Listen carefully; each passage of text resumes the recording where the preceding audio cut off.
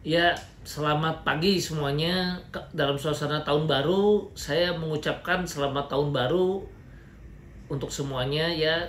Jadi seandainya di tahun-tahun sebelumnya ada kata-kata atau perbuatan saja yang saya sadari atau tidak sadari telah menyinggung atau barangkali juga membuat tidak nyaman atau tidak enak untuk Bapak dan Ibu, para relasi semua, saya mohon maaf sebesar-besarnya, dan semoga di tahun yang baru ini apa yang kita cita-citakan tercapai, kita lebih happy lagi, lebih bahagia ya. Kemudian apa yang kita lakukan semuanya bisa lebih maju ya, target-target kita semua bisa tercapai, lebih diberkati Tuhan ya. Dan tentu kita berharap kita bisa lebih sukses lagi semuanya ya. Nah, dalam kesempatan ini saya akan membahas mengenai warna arta ya. Oh ya, untuk yang merayakan saya juga mengucapkan selamat Natal ya. Semoga damai Natal selalu bersama dengan teman-teman semua ya. Nah, di sini saya mau membahas mengenai warna arta. Pertama, saya kehilangan suami dari sahabat saya karena kebetulan istri daripada sahabat kita yang boleh dibilang kita tahu ada kejadian di mana ada korban dari pemegang polis warna arta meninggal dunia, yaitu Pak Dedi ya. Nah, beliau adalah suami dari teman seangkatan saya di Alusius ya. Kebetulan ini korbannya juga suami dari teman saya sendiri juga. Jadi saya juga tentu mengucapkan berduka cita sedalam-dalamnya ya atas meninggalnya almarhum, yang mana almarhum itu berjuang baik bagi dirinya sendiri maupun untuk korban-korban warna arta lainnya. Karena di sini saya menyoroti adanya satu tindakan-tindakan yang sangat aneh dan janggal ya. Kenapa boleh dibilang OJK merestui buronan seolah-olah ya mengangkat likuidator, yang mana likuidator tersebut setelah dicek diduga kuat tidak punya sertifikasinya. Padahal POJK juga mengatur biasanya di sini kan harus yang berkompeten. Titik atau tolok ukur dari seorang likuidator tentu harus berkompeten. Saya sendiri kebetulan juga membantu di Dewan Sengketa Indonesia, dan kadang-kadang di Dewan Sengketa Indonesia ini mengadakan pelatihan-pelatihan likuidator, arbiter. Saya juga di sana menjadi salah satu pengajar dan kadang-kadang juga menjadi salah satu penguji ya. Nah, di situ setahu saya waktu saya belajar juga untuk mendapatkan sertifikasi likuidator, saya juga sama diuji ya. Dan untuk melakukan suatu tahap-tahap likuidasi itu, seorang likuidator tuh mesti ada etikanya, kita diajarin etikanya, diajarin bagaimana cara memediasi ya, untuk apalagi untuk korban-korban yang jumlahnya ribuan. Kemudian kalau ada sikap dan tindakan kalau dilakukan oleh likuidator profesional, tentu kita bisa dilaporkan kepada perkumpulan kita, kemudian likuidator tersebut bisa disidang ya secara etiknya bagaimana oleh profesinya, sehingga dia lebih hati-hati menjalankan profesinya. Nah, kalau sekarang seorang likuidator yang ditunjuk padahal harus ada kata-kata harus berkompeten, dalam POJK pun juga kita yakin di situ ada, meskipun secara undang-undang tidak disyaratkan siapa saja boleh jadi likuidator, tapi jangan lupa di sini kan harusnya ada POJK juga yang dikeluarkan oleh OJK sendiri. Artinya apa? Kita harus cermat dan hati-hati di dalam mengangkat orang yang untuk menjalankan tugas ini, dan harus mampu, dan untuk mencari orang yang mampu tentu titik tolarnya harus memiliki sertifikasi menurut saya. Sekarang saya tanya, contoh kurator juga harus memiliki sertifikasi. Menjadi lawyer juga harus lulus ujian advokat.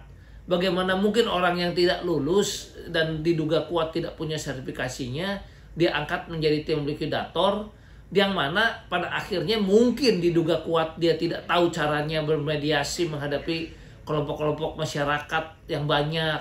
Tentu ada strategi kalau kita ikut pelatihan menghadapi kelompok nasabah yang marah, yang sedih, yang nangis itu bagaimana strategi kita supaya bisa mendinginkan suasana, tidak memanaskan suasana, supaya tidak gaduh dan tidak ricuh.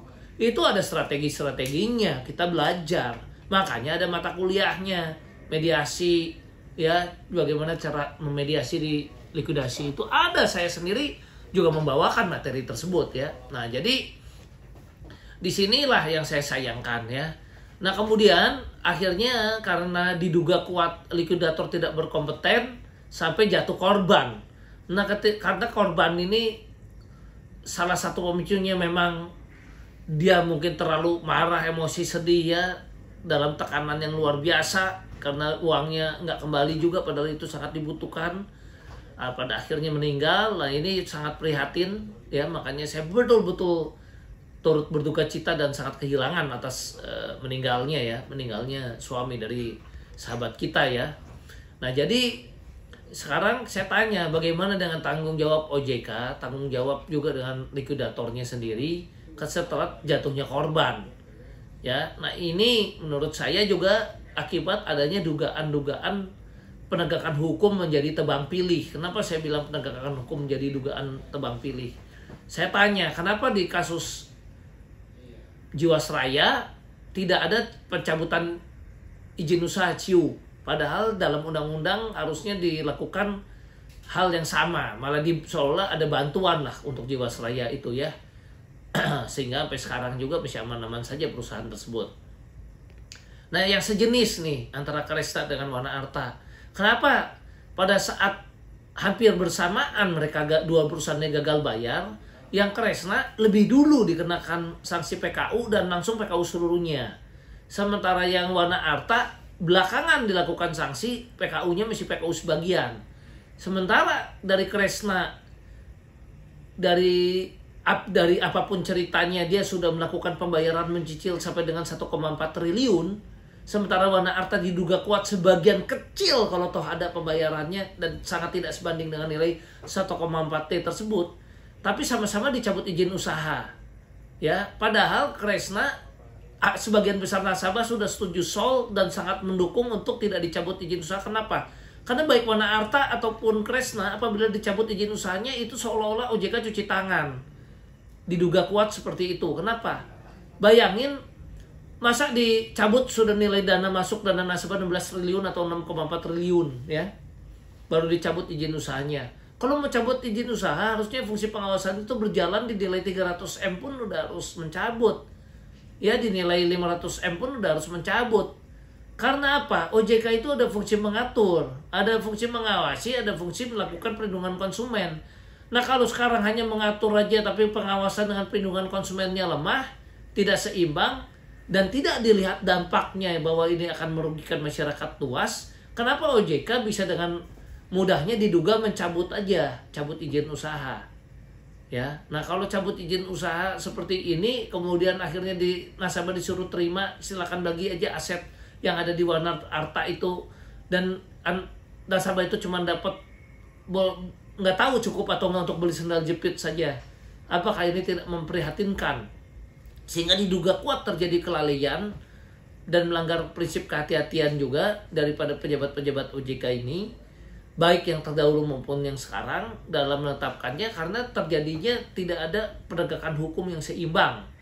Ya, karena ketika Pak kemarin itu kita tanyakan kepada salah satu petinggi OJK inisial W, katanya memang di Wana Arta itu tidak diberikan sanksi untuk mengganti rugi sampai kekayaan pribadinya ya, tidak ada sanksi tertulis untuk baik owner maupun direksi-direksinya, itu tidak ada sanksi tertulis untuk ganti rugi sampai kekayaan pribadi ya. Kalau Kresna katanya karena ownernya komitmen atau apa, jadi itu ditagih komitmennya. Justru orang yang komitmen kan mau bayar kalau menurut saya, makanya dia tanggung jawab, dia tidak kabur, dan dia mesti mau jum ya sama kita.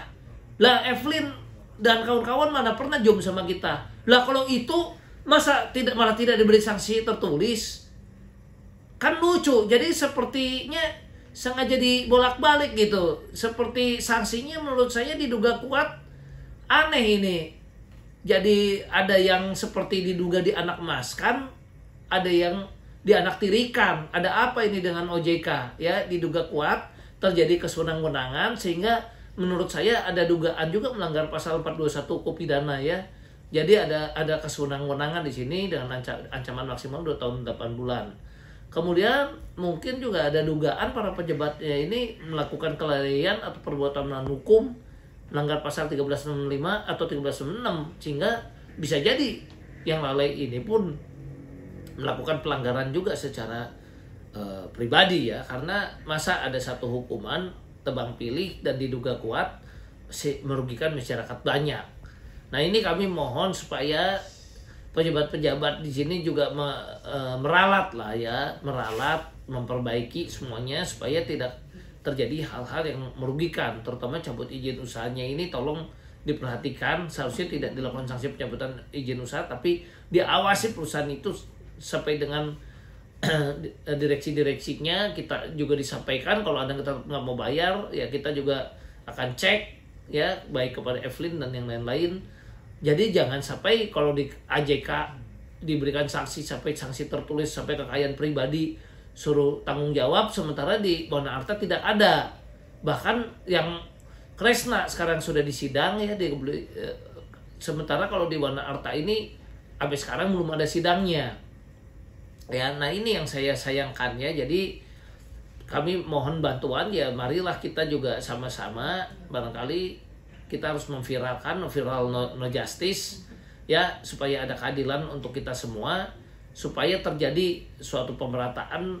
Dan pejabat-pejabat di sini juga mohonlah supaya memperhatikan apa yang disebut dengan adil dan objektif ya, karena diduga kuat ini tidak adil dan tidak objektif ya. Saya gunakan bahasa hukum diduga karena ya memang di Indonesia mengenai asas praduga tak bersalah saya junjung tinggi, tapi tentu teman-teman juga bisa melihat fakta di lapangan, sehingga kami juga mohon dukungan atas bantuan dari Pempol yang lain supaya melakukan dukungan, karena dalam gugatan saya salah satunya memang meminta untuk dilakukannya penggantian tim likuidator untuk yang lebih objektif dan bisa memenuhi syarat, dan tentunya yang tentu juga memang sudah mumpuni ya dan sudah bersertifikat likuidator. Demikian dan terima kasih. Salam sehat semuanya.